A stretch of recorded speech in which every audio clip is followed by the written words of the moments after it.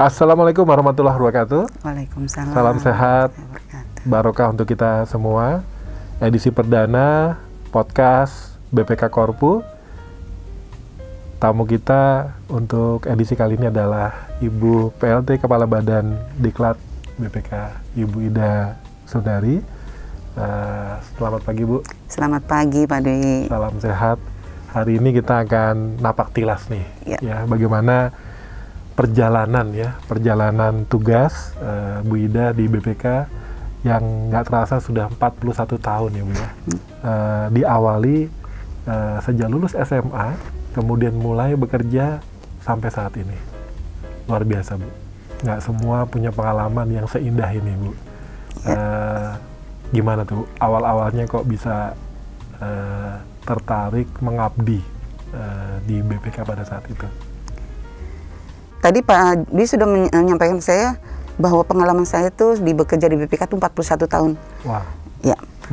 Nah, kalau semakin saya hitung-hitung 41 tahun ini, kalau seumpamanya sekarang ini kan ada setiap Lancana Karya Sata 10 tahun, 20 tahun, 30 tahun. Nah, kalau udah ada 40 tahun tuh saya dapat Pak. Itu platinum Bu ya. Bukan gold lagi ya. Luar biasa ya. Jadi memang kesempatan ya untuk mulai bekerja ya pada saat itu ya Bu ya. Itu kan butuh persiapan ya. Udah kegambar Bu pada saat itu. Apa keterampilan apa gitu ya yang mesti dipersiapkan gitu ya, dan juga hal-hal yang mesti kita ini ya, karena masih masa-masa SMA ya boleh dikata ya Bu ya. Gimana Bu pada saat itu tuh? Ya, memang awal Pak saya bekerja di BPK itu ya, pengalaman saya karena memang pendidikannya masih SMA, ya tugas-tugasnya pun ya sebatas yang inilah tusi saya menata usaha surat-surat, mencatat surat masuk, surat keluar, internal eksternal, ngetik surat, dan sebagainya, juga mendistribusikan. Nah, itu kan tahun 80 saya masuk. Nah, saya merasa kalau pekerjaan saya hanya seperti ini, saya mungkin tidak ada perkembangan, tidak ini. Jadi di tahun 81 saya berinisiatif untuk kuliah lagi. Saya kuliah waktu itu karena memang saya juga kebetulan dibantu Pak waktu itu oleh Pak Sekjen Pak Sujito itu. Beliau memberikan arahan petunjuk saya. Ida, dia masih manggil Ida.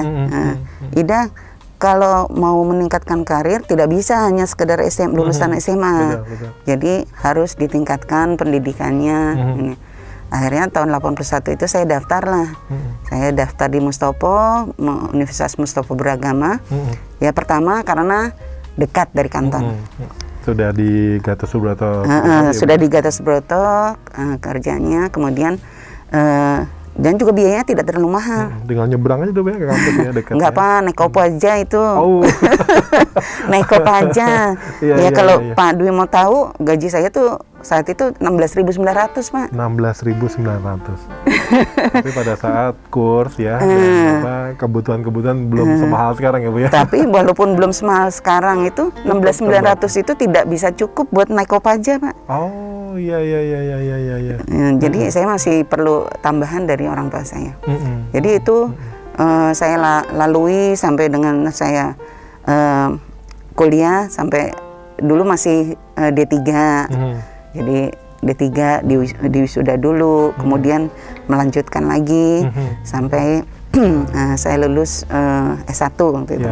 Kursus-kursus sudah sempat ambil Bu ya pada saat kalau kursus-kursus diklat itu terus Pak, ada di sana ada. Nah, pada saat itu untuk peningkatan kompetensi itu baru ada eselon 3 Pak di Kabak Pendidikan dan Pelatihan. Pada saat masih SMA. Pada saat masih SMA. Kayak ngetik ya, atau kalau dulu kan ada pembukuan. Oh iya, betul. Jadi tapi alhamdulillah sebenarnya saya sudah, sebelum saya masuk BPK itu saya udah kursus ngetik. Saya sudah kursus ngetik. Saya 10 jari Bu ya? 10 jari tanpa melihat Pak. Jadi boleh dites Pak. Dan itu karena benar-benar dengan ketekunan dan continue. Betul. bermanfaat sekali ya. Iya, jadi saya sebelum masuk BPK tuh saya udah kursus ngetik, kursus bon A bon B. Oke, pembukuan. Jadi pembukuan ya, tata buku lah kalau sekarang gitu. Jadi dan itu bermanfaat Pak, bisa saya gunakan pada saat saya dipercaya oleh pimpinan waktu itu sekjen untuk memegang dana taktis sekjen operasional untuk pimpinan itu. Jadi itu ya saat itu sih masih kecil sekali lah ini dananya, tetapi itu saya kelola. Kalau perjalanan tugas ini kan Bu ya 6 periode sekjen ya, Ibu sudah istilahnya bertugas di kesekretariatan. Iya. Itu kan suatu masa yang panjang ya. Kalau sekarang kita bicara ada proses bisnis gitu ya. Pada saat itu Ibu praktek langsung ya, bagaimana menangani administrasi, jantungnya organisasi sebenarnya kan. Kita lanjut ya obrolan kita ya, perjalanan di zona 80 ya. Tadi 6 periode sekjen ya, ketika awal mendampingi proses ya kesekretariatan di situ. Bisa diceritain Bu pada tahap-tahap awal itu apa sih yang paling menarik gitu ya, Pak Sujito pada saat itu ya? Betul. Saya ini di sekretariat sekjen itu kurang lebih 21 tahun, Mbak. Wow. Tadi dengan penggantian 6 kali sekjen itu sejak mulai Pak Sujito Sindumiharjo, kemudian Pak Rohana Wangsadiharja, Pak Suwandi, kemudian Pak Masulili, kemudian Pak Bambang Triaji, dan yang sekjen yang ke-6 tuh Pak Sugianto. Pak Sugianto. Jadi ya sebagai bawahan yang kebetulan karena saya mengelola anggaran, jadi saya agak interaktif lah, komunikatif dengan beliau-beliau. Nah, jalannya itu organisasi kan dari kesekjenan ini Bu ya? Betul. Dan di Sekretariat Jenderal itulah memang semua surat-surat dari berbagai unit itu masuknya ya ke sekjen lah. Jadi bisa dibayangkan tugas sekjen itu banyak sekali. Betul. Jadi untuk melayani pimpinan dan juga seluruh pegawai di BPK. Nah, belajar dari situ, pengalaman dari penggantian 6 sekjen itu banyak yang bisa saya dapati. Ya seperti ya gaya sifat kepemimpinan, kemudian juga bagaimana memberikan suatu putusan, kebijakan, memotivasi itu beda-beda Pak. Oh iya. Beda-beda. Kepemimpinan dan menggerakkan ya seluruh organisasi. Pada saat itu sudah ada perwakilan. Sudah, tapi perwakilan baru 3 waktu itu Pak. Nah, kalau kita lihat perjalanan ini Bu ya, nggak lepas dari perjalanan organisasi kita Bu ya. Betul. Di fase-fase awal pada saat Pak Sugito itu apa yang menarik Bu pada saat itu Ibu yang Ibu tangani secara administrasi, secara keuangan gitu ya? Bisa diceritain ya Bu ya? Ya waktu zaman Pak Jito ya, dengan saya pengalaman baru 1 tahun di situ ya Pak ya, saya banyak belajar lah. Ya dari mengelola pembukuan kemudian saya dipercaya oleh Kasubag untuk bikin konsep surat. Oke. Nah, dengan saya bikin konsep surat itu saya bisa tahu. Jadi untuk pimpinan yang ini misalnya Pak Sekjen Pak Sujito itu beda dengan karakteristiknya dengan Pak Rohana, dengan Bapak-bapak Sekjen. Jadi saya membuat surat itu biasanya 3 kali. 3 kali itu ada perbaikan-perbaikan. Nah sesudah itu pada saat itu benar-benar kalau namanya perbaikan ngulang lagi. Ya. Nah sejak 3 kali saya ini ada perbaikan, berikutnya tuh alhamdulillah surat masuk langsung ditandatangani. Jadi dengan saya udah tahu beliau maunya seperti ini, gaya penulisan surat seperti itu. Nah itu buat belajar buat saya Pak. Iya, bagi awal ya Bu ya. Iya, SMA betul. Kan menangkap ya Bu ya. Ini apa yang mesti ditulis, apa yang mesti disiapkan konsepnya. Betul. Itu prosesnya gimana tuh Bu? Sehingga akhirnya polanya kan terbentuk by proses ya. Ya, kalau untuk tata persuratan dulu tuh juga sudah ada template Pak. Oke. Sudah ada template persuratan. Jadi kita sudah bisa ini apa, bagaimana kita membuat surat yang internal, yang eksternal itu sudah ada template-nya juga, walaupun masih ya inilah masih awal-awal, dan juga coding.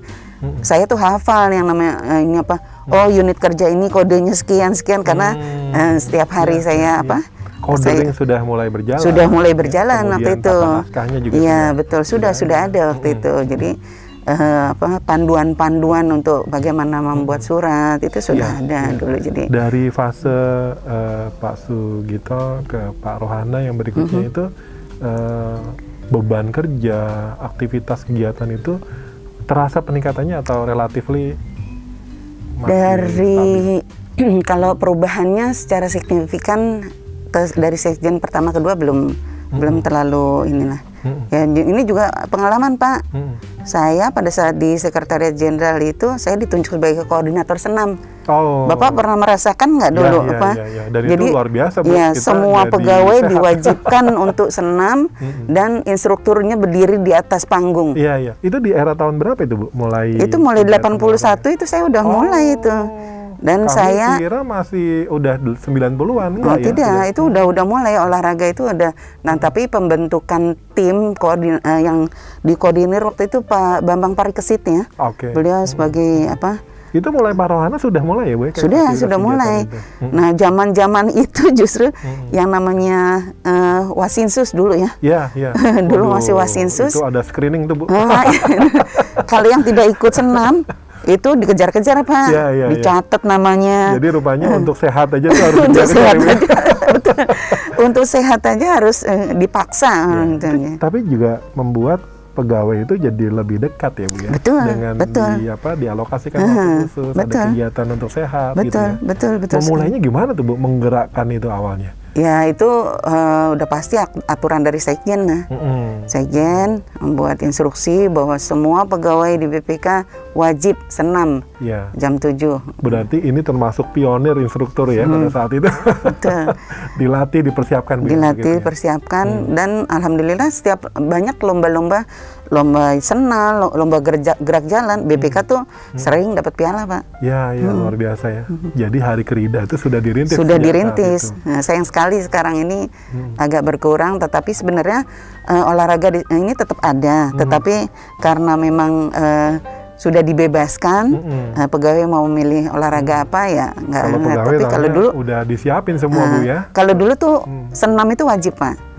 Jadi kalau sesudah senam mau sesudah selesai mau ikut kegiatan olahraga yang lain bebas. Kita dikasih waktu itu sampai jam 9 atau jam 10 buat kegiatan olahraga. Awal-awal juga nggak mudah Bu ya menggerakkan pegawai itu. Atau udah karena udah instruksi mereka hadir semua tuh pas pagi-pagi. Ya tetap aja sih beberapa lah, beberapa ada yang ketangkep juga Pak. Ada yang ketangkep juga. Teringat masa-masa itu Bu ya, ketika semua itu relatif teratur ya, kegiatan-kegiatan istilahnya kepadatannya mungkin belum sepadat sekarang Bu ya. Tapi ada masa-masa kegiatan sosial bahkan olahraga. Nah, mulai merasa butuh untuk kuliah lagi itu gimana ceritanya Bu? Ya itu saya mulai kuliah tuh kan untuk ambil S1 tuh tahun 81 ya Pak ya. Jadi saya tuh merasa loh kok kerjaan saya kok hanya seperti ini aja. Kok nanti saya tuh tidak merasa berkembang ya. Jadi di tahun 81 dan juga sekjen saya itu Pak Sugito, Bu harus meningkatkan ini pengetahuan. Udah saya ambillah tahun 81. Tadi yang menarik ya Bu ya, sebenarnya kepemimpinan ya sekjen pada saat itu yang juga memotivasi untuk juga ayo dong kuliah lagi gitu ya. Jadi pimpinan Satker itu mempunyai tugas atau tanggung jawab kepada seluruh pegawai di bawahannya. Dan yang menarik tadi Ibu, kalau begini terus nih kan nggak berkembang gitu ya. Betul. Itu apa sih Bu yang tergambar pada saat itu? Kan sebenarnya kalau toh udah berjalan ya dengan keterampilan yang ada gitu ya, kenapa sih masih kuliah lagi gitu ya? Itu apa yang membuat jadi semangat Bu untuk ambil kuliah? Bosan Pak. Bosan. Kok cuma nyatet surat doang gitu. Jadi ya saya perlu untuk meningkatkan pengetahuan, saya harus pendidikan, apalagi di masa-masa itu juga masih sedikit lah ini pegawai masih sedikit, dan juga Biro SDM kami waktu itu saya lupa Pak masih zamannya Pak Utomo Marsidi. Oh iya. Zaman Pak mungkin sebelumnya ada juga sih. Nah, Pak Utomo bilang gini, Bu, harus sekolah. Kalau tidak sekolah, nggak akan bisa berkembang di karirnya tidak akan. Belum ada program ibaratnya kedinasan. Belum ada. Kalau mau kuliah ya kita harus mandiri. Harus mandiri ya, kita sekolah ini biaya sendiri. Kalau sekarang kan udah pegawai udah nyaman, udah ada beberapa program-program beasiswa segala macam. Ambil fakultas apa Bu pada saat itu Bu? Saya ambil ekonomi manajemen, Pak. Oh, okay. Ya, saya ambil ekonomi manajemen. Jadi saya kuliah dari kantor, saya naik Kopaja ke kampus. Makan di kampus sampai pulang malam, ya itu saya lakukan setiap hari selama pembelajaran. Nah, alhamdulillah ya, walaupun agak tersendat-sendat cukup lama juga ya saya sambil bekerja waktu itu sambil bekerja, terus saya tidak terus, jadi ada break juga. Saya nikah waktu itu Pak, di tengah-tengah saya kuliah tuh saya nikah, saya punya anak, sehingga saya perlu waktu lebih lama lagi. Nah, sudah saya lulus itu sekitar 87 ya, itu saya lulus, maksudnya udah mendapatkan ijazah, saya serahkan ke Biro SDM, kemudian ada ujian dinas. Nah itu saya disesuaikan kenaikan pangkatnya. Itu selesai kuliah fase 1 periode sekjen atau sudah berganti? Oh sudah berganti, sudah berganti Pak. Jadi sudah sekjen yang keempat. Itu oh bukan, ketiga Pak Wandi. Karena saya ingat Pak Wandi itu bilang, Bu, kalau untuk biaya bikin tesis itu lumayan loh Bu, biayanya. Nah, itu pun saya dibantu kebetulan. Ya, jadi ini saya selesai waktu sekjen yang ketiga. Nah, untuk saya selesai, saya mendapat kenaikan pangkat istimewa Pak. Oh, okay. Jadi 2 tahun saya udah naik ke 3B. Nah, sejak saya mendapatkan 3B itu, saya dipromosikan sebagai PLT Kasubag Sekjen di tahun 93. 93 Bu. Nah, tadi Bu kan sempat menyampaikan ya, ternyata menangani kesekretariatan ya, menangani proses administrasi itu juga diwarnai dengan pola atau gaya kepemimpinan ya Bu. Betul. Apa yang menarik nih Bu, fase-fase ketika dari sekjen yang Pak Sujito ke yang berikutnya gitu, yang Ibu masih terkesan gitu ya. Tadi ya, kuliah, dimotivasi juga kan. Iya, betul. Saat itu apa yang bisa dipelajari Bu dari proses menangani atau mensupport sekjen pada saat itu? Ya, kita sebagai pemimpin itu tidak dilahirkan, tetapi kita belajar. Kita harus belajar, kita meningkatkan pengetahuan kita, kompetensi kita, dan juga kita melihat dari lingkungan sekitarnya. Jadi hal itulah yang membuat saya ini oh pemimpin itu seperti ini. Jadi gaya-gaya pemimpin itu beda-beda Pak. Jadi saya melihat bagaimana kita memberikan suatu instruksi saja, itu di 6 sekjen itu caranya tuh beda-beda, dan itu yang saya ambil manfaatnya buat saya, apa yang bisa saya tiru sebagai seorang pemimpin. Ini menarik ya sahabat pembelajar, ternyata kalau ibaratnya di organisasi, mulailah dari titik awal ya organisasi.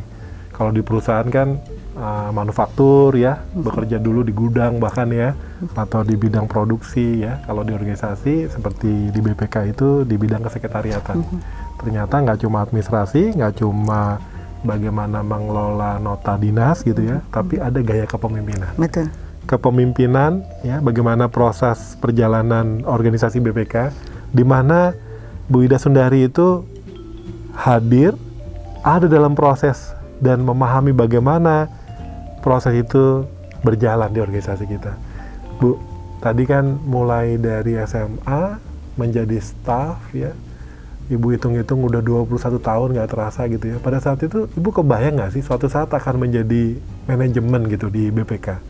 Atau ya udah mengalir begitu aja, Bu? Ya awal-awalnya sih mengalir gitu saja, Pak. Mengalir gitu saja. Saya tidak saya tidak membayangkan bahwa saya tuh sesudah saya meningkatkan pengetahuan saya, pendidikan saya menjadi S1 terus disesuaikan di tahun 93, jadi kan sekitar 13 tahun itu Pak ya.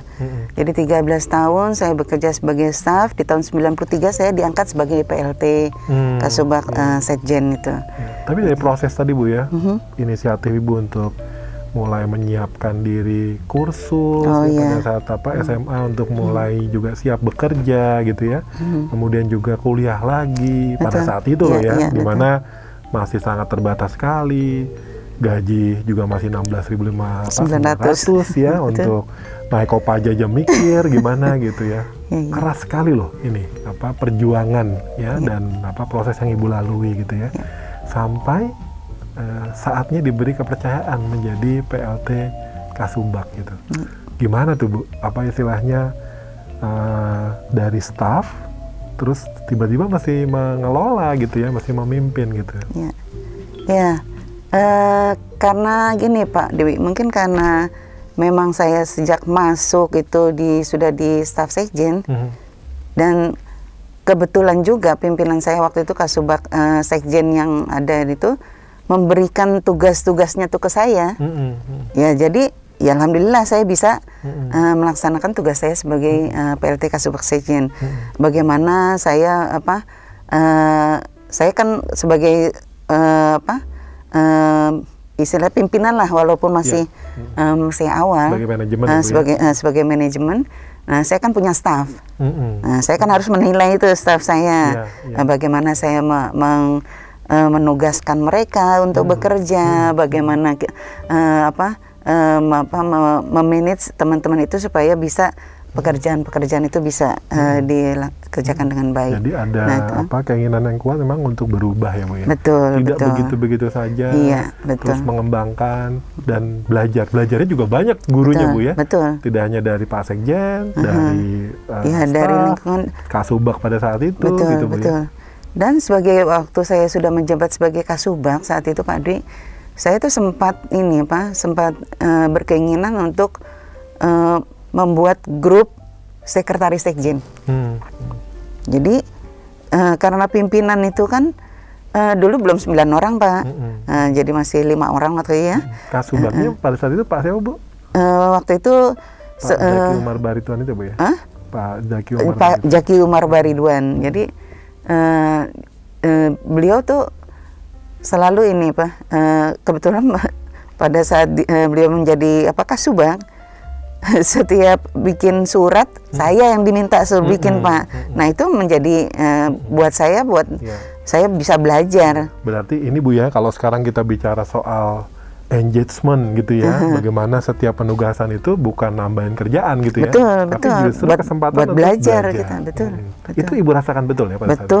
Sangat dirasakan, dan itu membuat saya juga bisa lebih meningkatkan apa sih yang harus saya lakukan.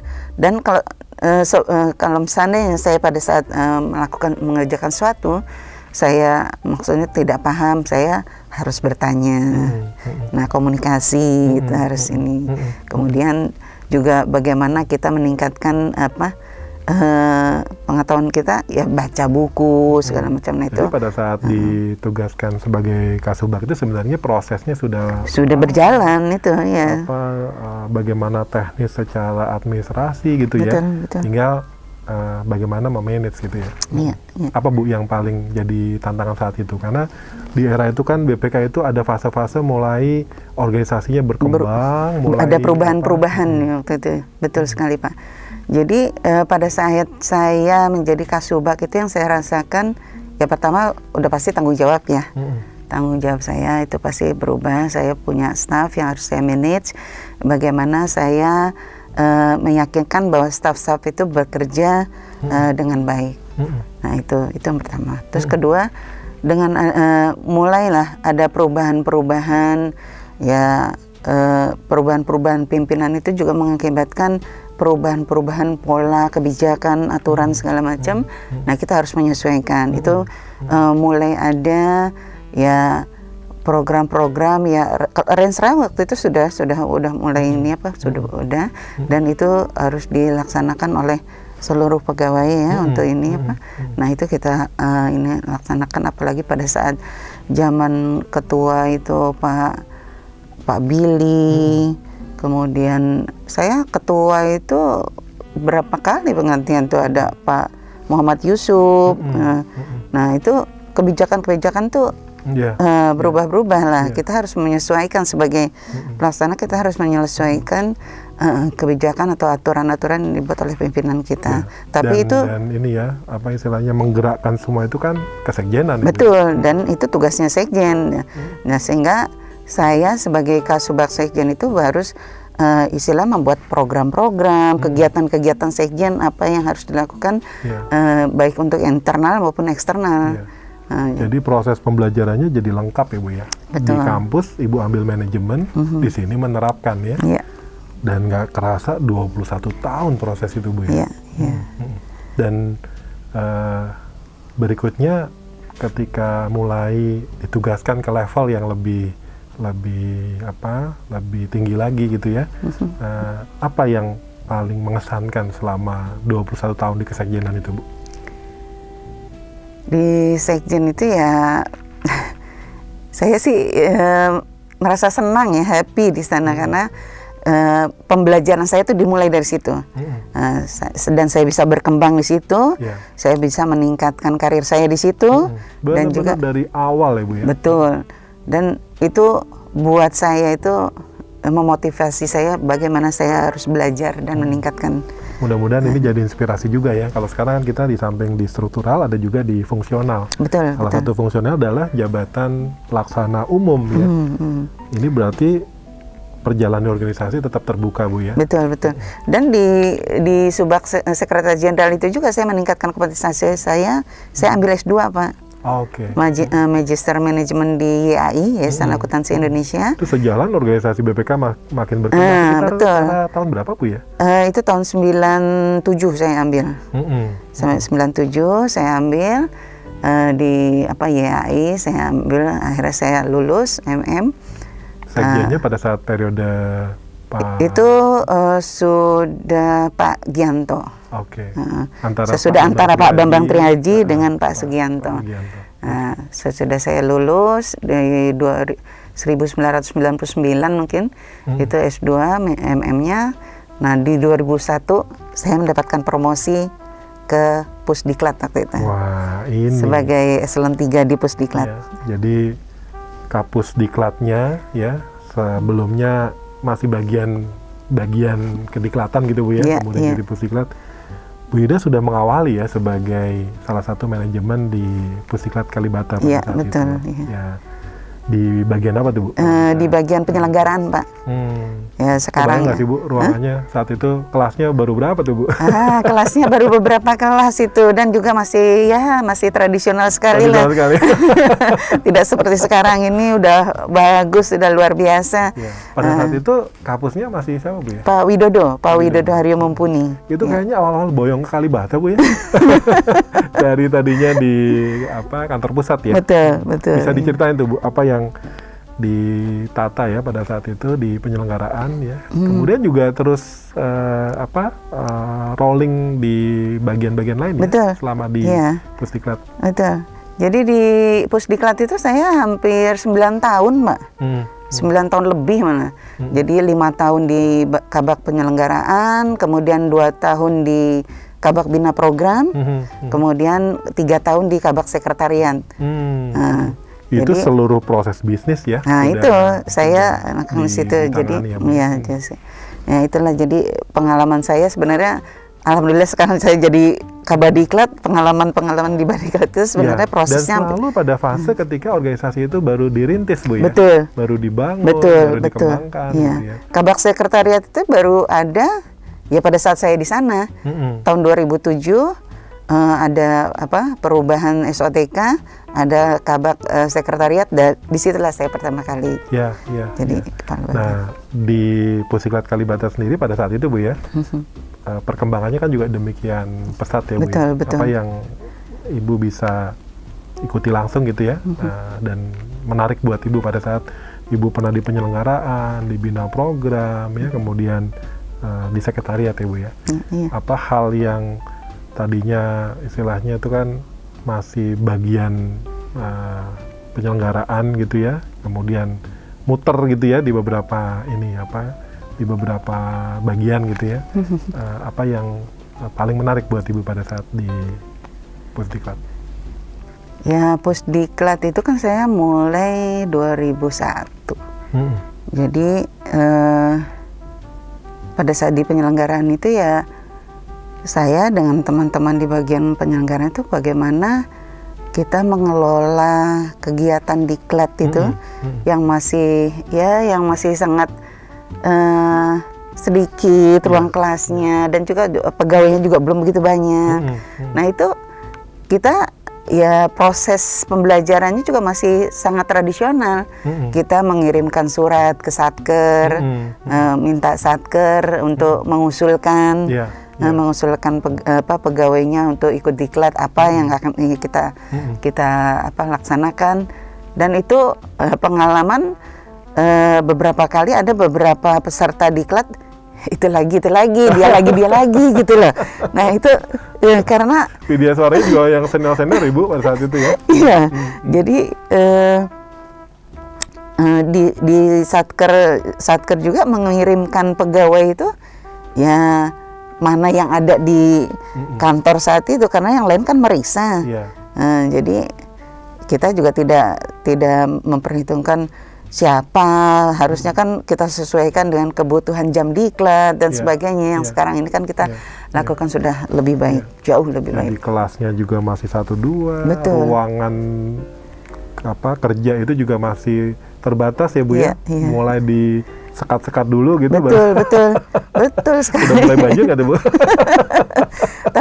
tapi menyenangkan Pak. Proses perubahan itu juga bagaimana kita memperluas ini Pak, ruangan-ruangan kerja, walaupun awalnya cuma disekat-sekat, tetapi pengembangan itu terus dilakukan dan diperbaiki. Wisma belum ada tuh Bu ya, di awal-awal itu ya? Wisma sudah ada Pak, sudah ada, tapi ya masih belum direhab baik lah waktu itu, masih standar. Dan tagline BPK Start at Pusdiklat itu mulai diinisiasi Bu ya. Nah itulah kegiatan internasional training mulai betul. Sudah pada saat saya di penyelenggaraan itu juga sudah mulai ada beberapa diklat internasional Pak. Jadi termasuk perintis juga kan Bu ya untuk memperoleh WBK pada saat Ibu sebagai kepala sekretariat. Betul. Jadi itu pertama kali ya ini sebenarnya WBK itu saya mulai pada saat saya di Itama sih Pak. Jadi tapi saya akan merintis untuk kegiatan pembangunan zona integritas itu sebenarnya waktu di Itama. Pertama kali ya tahun 2013 itu. Yang menjadi pilotingnya Pusdiklat ya. Ini nyambung ya Bu ya, setelah bertugas di kepala bagian sekretariat, berarti next karir berikutnya itu? Saya promosi sebagai eselon 2, itu di inspektur 1 dulu, masih inspektur 1, kemudian ada perubahan SOTK, perubahan nomenklatur, jadi inspektur pemeriksaan internal dan mutu kelembagaan.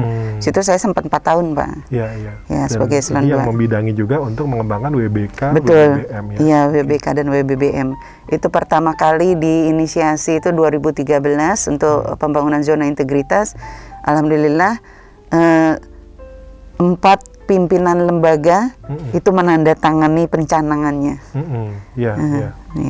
Pada saat itu mengawali bangun sistem, bangun budaya, bangun prosesnya gitu ya. Dan ternyata alhamdulillah kita bisa ya mengembangkan secara kelembagaan. Di Itama tuh berganti lagi nih Bu prosesnya ya, dari pendidikan ke inspektorat. dan juga pernah di perwakilan Ibu ya. Iya. Nah, gimana nih apa istilahnya tour of duty dan pembelajaran ini ya, jadi makin lengkap nih Bu ya, ke perwakilan kemudian ke Itama. Iya. Waduh, mengikuti perjalanannya Bu Ida ini nggak kerasa 41 tahun ya. Rasanya cepet banget ya, karena demikian banyak dinamikanya dan demikian adaptifnya ya terhadap perubahan dan perkembangan organisasi. Perubahan berikutnya makin lengkap nih ya manajerialnya Bu ya, ke perwakilan sebagai kepala perwakilan ya. Setelah sebelumnya Ibu membangun ya sebagai inspektur ya, dan kemudian perjalanan berikutnya menjadi Irtama. Gimana nih Bu, apa hal menarik ya dari inspektur kemudian ke perwakilan? Karena kan yang selama ini Ibu di kesekretariatan, di pengembangan kependidikan ya, kemudian di kelembagaan, ternyata mesti memimpin pemeriksa BPK di perwakilan. Gimana Bu? Ya Pak Dwi, saya waktu dimutasi dari inspektur PIMK terakhir itu menjadi kepala perwakilan Kalimantan Barat, itu saya tidak pernah membayangkan bahwa saya akan dipindah ke daerah itu pertama. Pertama kali Bu ya? Pertama kali. Setelah sekian puluh tahun. Tapi itu sesudah saya dimutasi ke sana, ya saya kan wajib melaksanakan tugas saya. Nah, saya merasakan BPK perwakilan itu adalah BPK mini. Karena kegiatannya itu kompleks Pak. Ya kita juga melakukan pemeriksaan, kemudian ya bagaimana memanage penunjang pendukungnya bisa berjalan dengan baik. Nah itu lengkap ya semua proses bisnis ya Bu ya. Semua. Dari jadi pemeriksaan, seluruh unsur pendukung ya. Betul. Jadi itu ya memang saya harus belajar lagi Pak. Karena walaupun saya pernah melakukan pemeriksaan, itu saya masih di staf sejen, itu hanya diperbantukan saya. Saya belum pernah menjadi unit di AKN tuh belum pernah. Jadi saya kan harus belajar lagi bagaimana aturan-aturan, standar pemeriksaan, apalagi kan saya sebagai penanggung jawab. Nah, disitulah kita sebagai suatu ya sebagai manajemen atau pimpinan baru di satu unit kerja, kita wajib untuk meningkatkan atau mengembangkan pengetahuan kita, apa yang menjadi tanggung jawab pekerjaan kita di situ. Dan yang menarik, salah satu penataan organisasi itu dimulai dari kebersihan ya Bu ya. Gimana Bu ceritanya itu? Saya jadi ketawa ini kalau masalah kebersihan. Memang kebersihan di perwakilan Pontianak itu, di perwakilan Kalimantan Barat saat itu, memang saya rasakan sangat kurang bersih lah. Waktu itu kebetulan Bapak anggota BPK, Pak Profesor Barula Akbar, berkunjung ke perwakilan Kalimantan Barat. Padahal saya baru 2 hari lah di sana tuh, baru Nah beliau memang untuk serah terima jabatan hadir tuh. Saya belum ke lantai 3 tuh Pak. Nah ke lantai 3 di perwakilan itu, wah memang luar biasa. Sudah saya lihat di sana, antara meja kerja dan meja untuk buang-buang sampah itu ya sama lah. Jadi wah, saking sibuknya Bu periksa, jadi lupa ini. Nah, dan juga mungkin karena ruangannya juga sempit Pak, masih kecil. Jadi pegawainya banyak, ruangannya terbatas. Akhirnya waktu itu juga memang ada perluasan ini bangunan di belakang, dibangun gedung untuk para pemeriksa.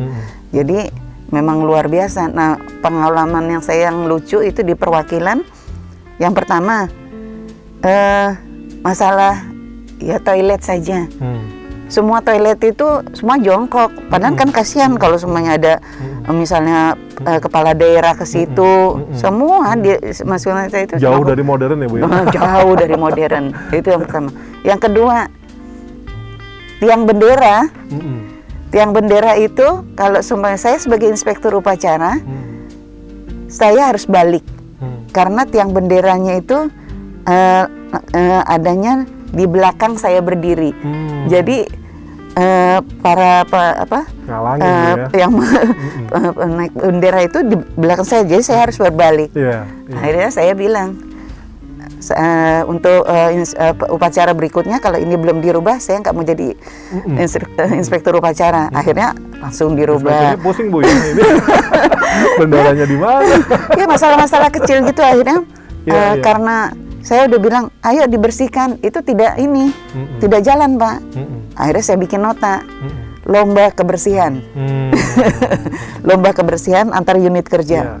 Udah mulailah itu jadi mereka berlomba-lomba untuk membersihkan ruangan. Menyatukan ini Bu ya antara pemeriksa. Nah itu juga satu ini Pak, satu hal juga. Pada saat saya di sana ada informasi ini antara pemeriksa dan yang non pemeriksa itu jauh sekali ini hubungannya. Jadi punya dunia masing-masing. Nah sesudah saya ke sana saya kumpulkan semuanya, pegawai-pegawai saya kumpulkan. Ada suatu acara aja kunjungan pimpinan, semua saya libatkan. Jadi semua saya libatkan, yang pemeriksa non pemeriksa saya libatkan semua. Ya dengan begitu, ini istilahnya kita berkolaborasi lah antara ini untuk kegiatan, walaupun kegiatan itu hanya kunjungan tamu atau apa, itu semua saya libatkan. Nah dengan seperti itu semakin semakin enak gitu kita dekat, berkomunikasi antara teman satu ini saling empati, saling membutuhkan. Itu kan bisa belajar juga proses bisnis kita, yang pemeriksa nggak cuma meriksa. Iya betul, karena ada dukungan juga dari penunjang pendukung juga ini memberikan suatu hal yang diperlukan. Jadi itulah. Dan juga niat saya untuk memperbaiki tata kelola pengelolaan tanggung jawab keuangan negara. Alhamdulillah selama saya di perwakilan Kalimantan Barat, empat kepala daerah yang pimpinan daerah di 4 kabupaten bisa berubah opini menjadi WTP. Nah itu pada saat saya tinggalkan itu tinggal 3 entitas lagi yang perlu diperbaiki. Menarik ya. Menata dari hal-hal yang nampaknya sederhana Bu ya, tapi justru di situ mulainya solidnya satu organisasi, termasuk akhirnya komunikasi ke eksternal ya dengan meningkatkan kinerja dari pemerintah daerah. Apa yang paling mengesankan ya buat Ibu? Nggak terasa berapa tahun tuh Bu di Kalimantan Barat pada saat itu? Di Kalimantan Barat tuh saya 1 tahun 8 bulan. 1 tahun 8 bulan. Nggak kebayang juga Bu ya, mesti memimpin pemeriksaan, menggerakkan organisasi, dan ternyata bisa berjalan dengan baik ya. Apa tuh Bu, apa istilahnya tipsnya gitu ya, soal komunikasi kah, atau tadi ya memulai dari menata hal-hal yang namanya keseharian tapi itu ternyata penting ya. Betul sekali. Ya yang paling inti ya Pak, karena sebagai seorang pemeriksa kita tuh wajib meningkatkan nilai-nilai dasar BPK. IIP, integritas, independen dan profesionalisme itu perlu terus dibangun. Jadi awal saya datang ke Pontianak itu atau ke Kalimantan Barat, saya perlu mengenal pimpinan daerah atau kepala daerah masing-masing di entitas. Saya berkunjung ke ada 14 entitas kebetulan di situ. Saya memperkenalkan diri dan alhamdulillah dengan kita tahu, kita mengenal, komunikasi kita tuh baik. Jadi contoh saja misalnya ada satu kepala daerah yang bilang sama saya, Bu, kalau akan melakukan pemeriksaan di tempat kami, jangan si A dong yang ditunjuk ini. Nah, hal itu kan bikin tanda tanya buat saya, ada apa dengan si A? Nah, akhirnya saya ya diskusikan dengan tim yang sebelumnya, ternyata memang ada sedikit masalah yang bersangkutan perilakunya, integritasnya ternyata kurang baik. Nah, hal-hal kecil seperti itu ya memang harus kita lakukan Pak. Kita harus mengenal, karena kalau tidak kenal bagaimana kita melakukan dan ini Bu ya, independensi, integritas profesional itu harus real ya dihadirkan. Karena semua tuh memotret ya Bu ya, dan komplain juga ketika ada yang tidak sesuai ya dalam penugasannya. Dan ini ternyata menghantarkan juga memimpin inspektorat di masa kepemimpinan Ibu berikutnya. Iya. Gimana tuh Bu, dari perwakilan dapat gambaran real ya, ujung tombaknya BPK lah ya, kemudian kembali ke inspektorat untuk menjadi Irtama. Pada saat itu apa yang concern banget Ibu bangun gitu ya, pada saat menjadi inspektur utama? Ya, sesudah saya di perwakilan Kalimantan Barat dipromosikan sebagai inspektur utama, saya tuh sebenarnya karena sudah belajar di inspektorat utama sebelumnya sebagai inspektur selama 4 tahun, paling tidak bisnis proses yang ada di Itama tuh saya sudah pahami. Namun pada saat saya menjadi Itama itu yang paling saya merasa perlu ada apa ya, moral atau hati nurani yang kuat pada saat saya ikut di tim atau sekretariat di MKKI, Pak. Majelis Kehormatan Kode Etik. Ini pada saat BPK lagi benar-benar jadi tumpuan, betul, ya, masalah-masalah hukum mulai ada yang menuntut lah, betul. Banyak hal yang kita tuh sebenarnya makin dituntut untuk makin akuntabel ya Bu. Betul, semakin akuntabel, semakin transparan sebagai. Itulah MKKE. Nah, secara undang-undang ya, secara organisasi mulai hadir. Banyak pengalaman yang menarik Bu ya di situ ya. Seru-seru banyak. Kalau saya ceritakan di sini ya nggak selesai nih.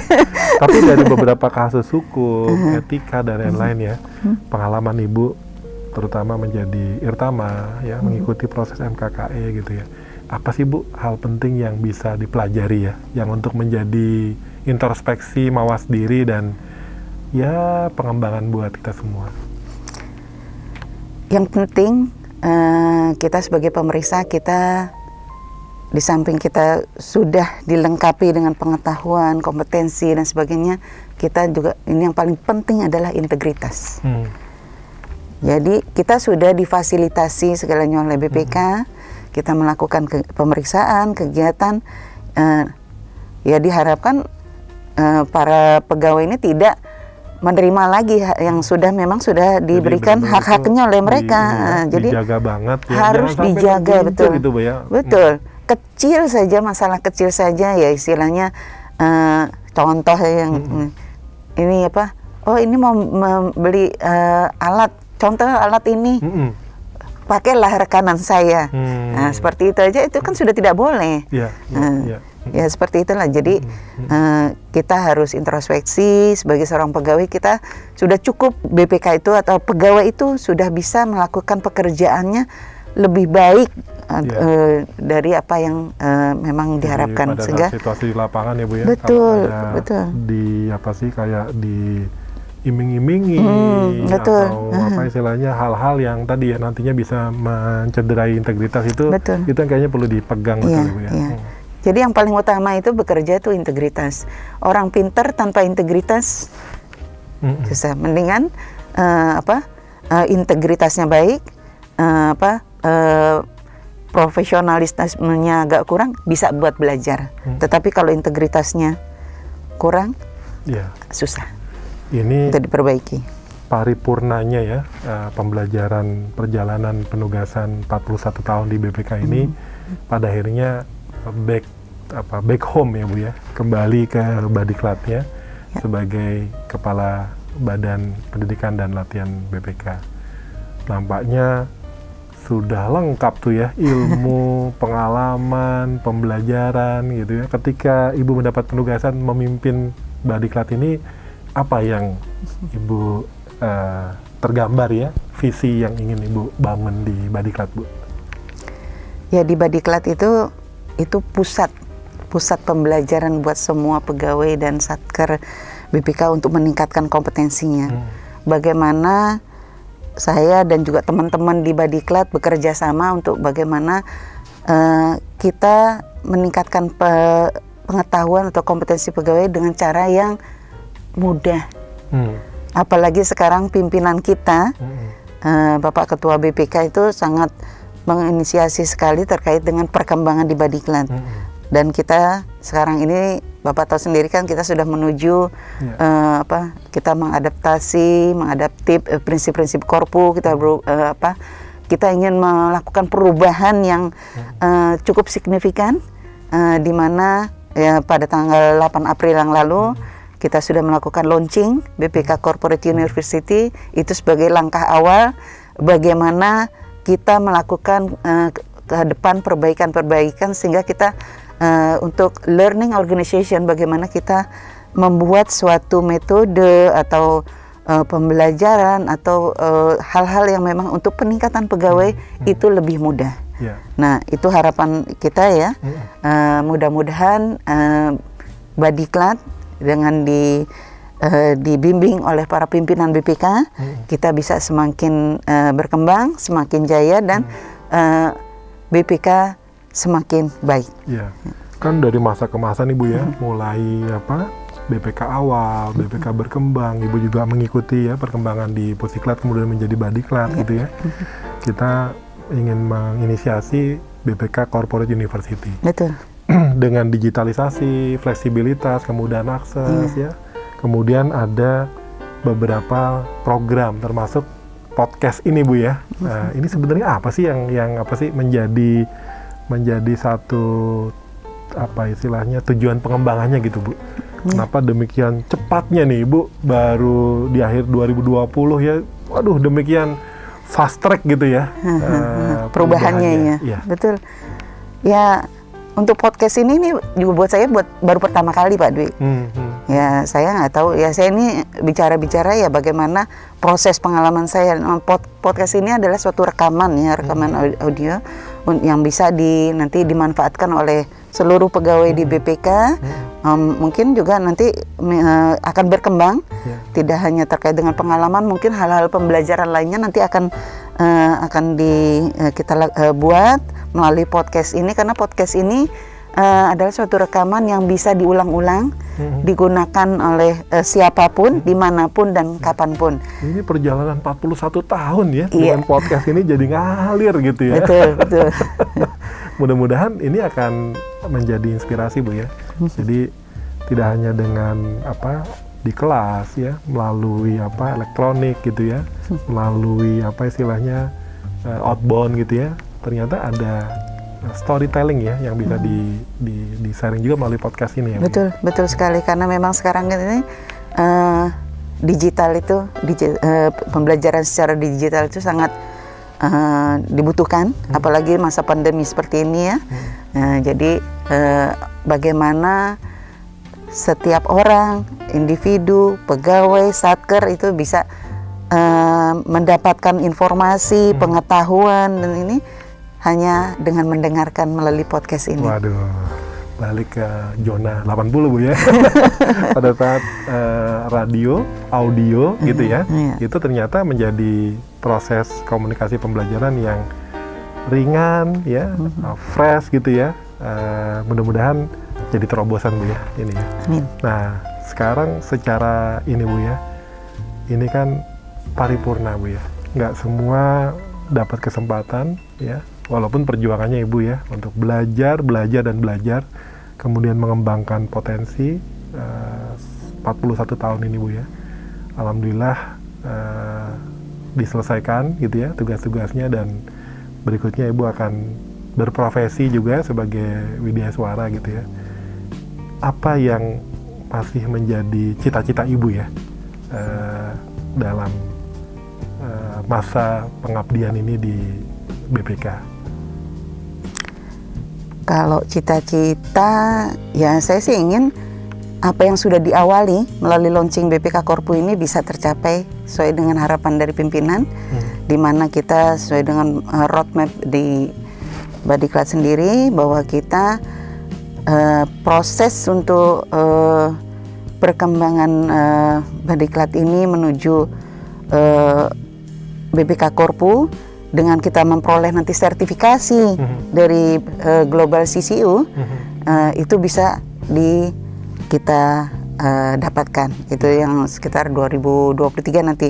Nah, di proses ini sekarang ini saya mengharapkan tidak hanya para manajemen Badiklat saja, para WI saja, para pimpinan Satker, dan mungkin juga pimpinan harus berkomitmen, harus membantu kami, karena kami sebagai Badiklat ini hanya sebagai fasilitator, kami sebagai pengelola pembelajaran itu Diklat, tetapi semua unit kerja, semua pimpinan kerja yang mempunyai pengetahuan, informasi, silakan bisa menghubungi Badiklat, sehingga apa yang ada dimiliki oleh setiap orang itu bisa ditransfer ke ke Badiklat, baik melalui tulisan, podcast, YouTube, dan apapun itu bisa kita perbaiki dan kita kembangkan. Mudah-mudahan Badiklat ke depan bisa sesuai dengan harapan pimpinan kita menjadi learning organization di mana setiap orang bisa belajar di mana saja, kapan saja, dan dalam waktu yang tidak terbatas. Luar biasa. Sahabat pembelajar BPK Korpo, ini adalah satu proses panjang, pembelajaran tiada akhir ya. Bu Ida sudah menginisiasi membangun BPK menjadi organisasi yang sangat strategis ya, sangat berdampak kepada publik, dan BPK Korpo ini menjadi satu legacy Bu, yang mudah-mudahan bermanfaat, dan Bu Ida juga tetap dedicated, tetap terlibat, tetap membimbing, dan juga sebagai pembelajar ya, pembelajar tiada akhir ya, untuk membangun BPK bisa berhasil mencapai visi misi menjadi BPK yang semakin terpercaya, berkualitas, dan bermanfaat. Apa nih Bu yang jadi motivasi ya dari pembelajaran Ibu 41 tahun ya, dengan segala keterbatasan, dengan segala proses yang harus dilalui satu demi satu, terutama buat generasi muda, para pembelajar di BPK ya Bu ya. Apa nih yang harus lebih semangat dan lebih baik lagi dalam berkontribusi di organisasi? Silakan Bu. Ya, saya mengharapkan bagi para pegawai yang masih baru, yang masih pemula, apalagi sekarang ini di BPK ini banyak kesempatan-kesempatan yang difasilitasi oleh BPK sendiri seperti beasiswa dan diklat-diklat yang sedang kami bangun ini. Silakan teman-teman semua mungkin memberikan masukan juga kepada kami untuk perbaikan ke depan, sehingga dengan apa yang sudah dimiliki BPK yang semakin baik ini, semakin hal-hal yang memang dibutuhkan oleh para pegawai itu bisa difasilitasi. Jangan mengeluh terkait dengan hal-hal memang mungkin pekerjaannya lebih berat atau ada kekurangan masalah, hal-hal yang memang dilakukan itu jangan menjadi itu sebagai suatu masalah, tetapi anggap itu sebagai tantangan, sehingga para pegawai semua saya harapkan bisa bekerja lebih baik, memotivasi diri sendiri, meningkatkan kompetensinya, belajar, dan juga jangan lupa berkomunikasi dan berkolaborasi dengan orang sekitar dan juga dengan lingkungan setempatnya. Nah, itu sangat baik sekali untuk pengembangan diri semuanya. Teman-teman yang masih baru, mudah-mudahan lebih bisa berkarya di BPK sehingga BPK lebih baik, lebih berkembang, dan visi misi BPK dapat tercapai dan dapat terus ditingkatkan. Jangan lupa selalu menerapkan nilai-nilai dasar BPK, integritas, independensi, dan profesionalisme.